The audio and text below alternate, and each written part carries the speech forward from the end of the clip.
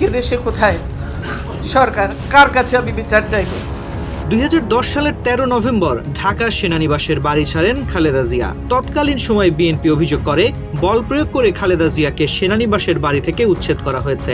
সেনানিবাসের বাড়ি ছাড়ার পর ওই দিন সন্ধ্যায় গুলশানে নিজ রাজনৈতিক কার্যালয়ে সাংবাদিকদের সামনে কান্নাজড়িত কণ্ঠে খালেদা জিয়া বলেন, রাষ্ট্রীয় সন্ত্রাসের মাধ্যমে তাকে প্রেসিডেন্ট জিয়ার স্মৃতি বিজড়িত বাড়ি থেকে উৎখাত করা হয়েছে।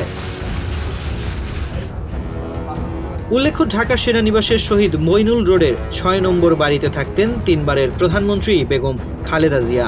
2010 সালের 14 নভেম্বর তাকে ওই বাড়ি থেকে উচ্ছেদ কার্যক্রম চলে। ইডেন বে কক্সবাজার সমুদ্র সৈকতের উপর নিজেদের একটি ঠিকানা।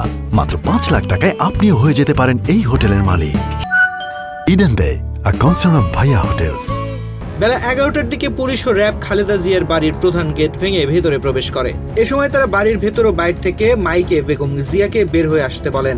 বের না হয় তাকে রুমে প্রবেশ করে তাকে অজ্ঞাত স্থানে নিয়ে যাওয়া হয়। বিকেল 3:30টার দিকে আইন শৃঙ্খলা বাহিনীর সদস্যরা তাকে গুলশান কার্যালয়ে পৌঁছে দেন।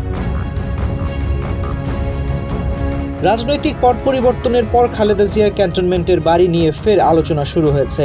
দাবি উঠেছে তার বাড়িটি ফিরিয়ে দেবার। আদৌ কি বাড়ি ফেরত পাচ্ছেন তিনি, নাকি দাবির মধ্যে থেকে যাবে সবকিছু? যদিও সরকারের পক্ষ থেকে এ ব্যাপারে এখন পর্যন্ত কোনো কিছু বলা হয়নি। এদিকে ক্যান্টনমেন্টের যে বাড়ি থেকে বিএনপি চেয়ারপারসন খালেদা জিয়াকে অন্যায়ভাবে বের করে দেওয়া হয়েছিল, সেই বাড়ি আবারও তাকে ফিরিয়ে দেওয়ার দাবি জানিয়েছেন দলের চেয়ারপারসনের উপদেষ্টা সৈয়দ মোয়াজ্জেম হোসেন আলাল। গতকাল বিএনপির প্রতিষ্ঠাতা শহীদ রাষ্ট্রপতি জিয়াউর রহমানের সমাধিতে শ্রদ্ধা জানানোর শেষে তিনি এ দাবি জানান।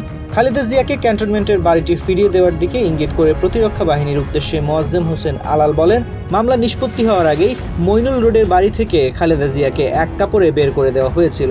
তার সেই স্মৃতি বিজড়িত বাড়ির জায়গাটি নিয়ে এমন কিছু পদক্ষেপ নেন যাতে তিনি তার ক্ষত সারিয়ে নিতে পারেন। একই সঙ্গে দেশবাসীও যাতে মনে করে খালেদা জিয়ার প্রতি যে অন্যায় অবিচার হয়েছে তার কিছুটা হলেও প্রতিকার হয়েছে। তানজির রহমান, বাংলাদেশ প্রতিদিন।